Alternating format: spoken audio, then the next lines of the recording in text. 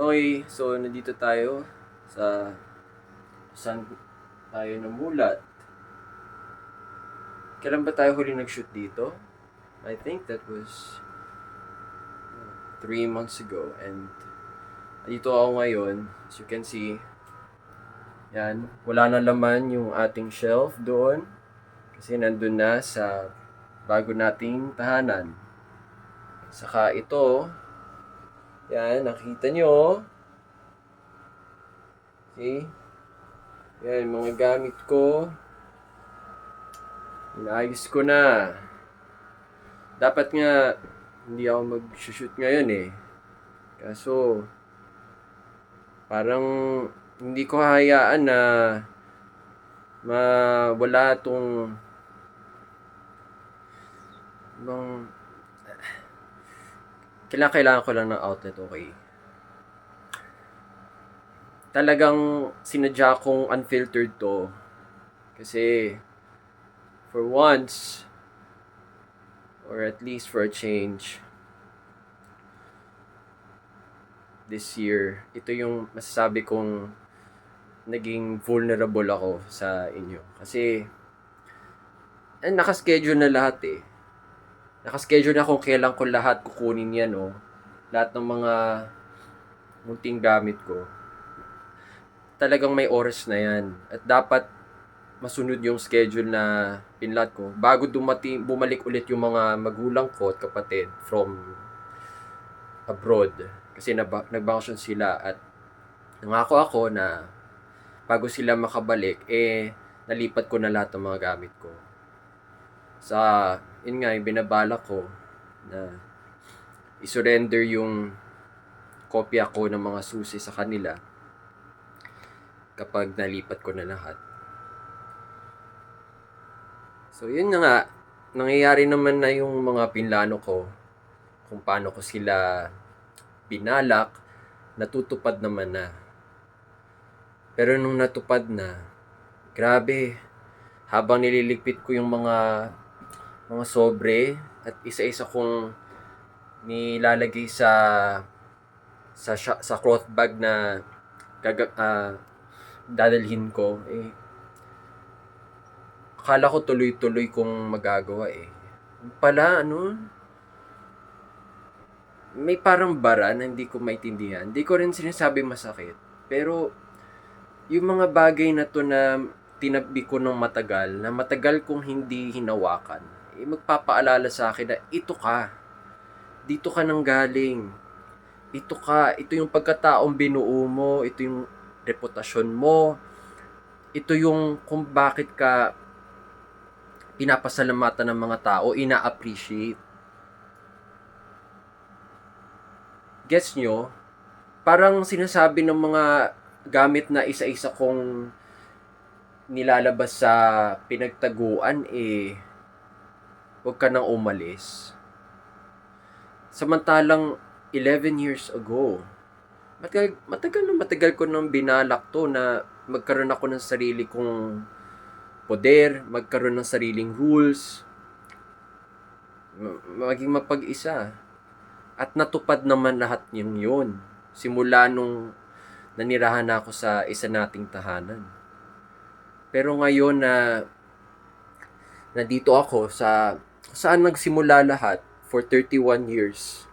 At ngayon, andun na yung intention kong iwan na ng tuluyan. Hindi ko pa nga nadadala lahat pero bakit napipigilan ako, 'di ba? Sa sandaling ito. Andun na sa harapan mo yung goal. Pero kung kailan nasa harapan mo na, ayaw mo nang i-pursue. May ganun akong pakiramdam eh. Basta ewan.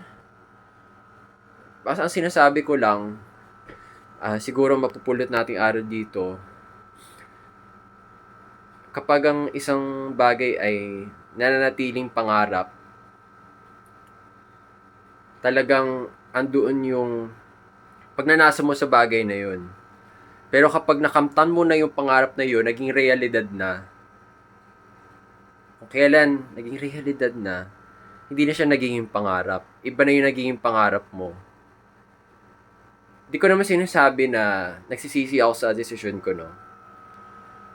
Ang sinasabi ko lang, ito pala yung pakiramdam kapag yung mga bagay na matagal mong hindi ginalaw, pero matagal na nakatago lang sa ilalim ng kama mo, sa iloob ng cabinet mo, di mo lang pinapansin. Tapos ngayon, pinapansin mo, nag-iibat na yung perspective mo sa iyong ambisyon. Na ito din pala yung, babalik ako, alam ko, after 30 years again, after another 30 years, kung meron pang another 30 years para sa atin, babalikan ko yung ganitong moment. At ito din siguro yung sasabihin ko sa bagong tahanan natin ngayon dun sa condo. Kung iisipin kong maglipat ulit, as in bumili ng totoong bahay na mas malaking lupa, tapos yun din, iiwan ko, baka ito rin yung kahantungan nun. Sa kabilang banda, di naman lahat dadalhin ko. May mga bagay akong iiwan. May mga bagay akong dadalhin. Pero, next week ko na anuhin yun. So, dadalhin ko lang yung mga sure na practically speaking, kailangan ko bilang protection sa sarili. Tapos yung mga bagay na pang keepsakes na lang kasi, o pang display, spectacle na lang ng childhood ko, siguro yun yung pag-iisipan kong iwan na o itapon na ng tuluyan kasi 'di ba nga sabi move on. Saka hindi na ako yung taong yun. Wala lang, gusto ko lang ng outlet mga nocturne na ito yung vulnerable side ko. Ito malamang siguro yung pakiramdam ng mga iba sa inyo na naghahangad na magsarili. Baka, wala lang, baka gusto nyo lang din ng karamay. Kung dumating kayo sa aking sitwasyon at isa-isa ninyong nililigpit yung mga gamit nyo, papaalalahanan kayo ng mga gamit na yon kung saan kayo nanggaling, paano kayo lumago. Siguro ito yung nararamdaman ng mga pwede ko ihilin tulad sa mga pag-graduate na ng school.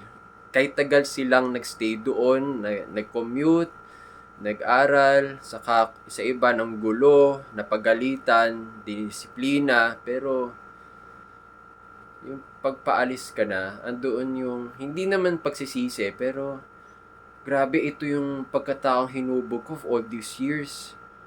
At ako na pala yun. Ito yung disposition ko ngayon.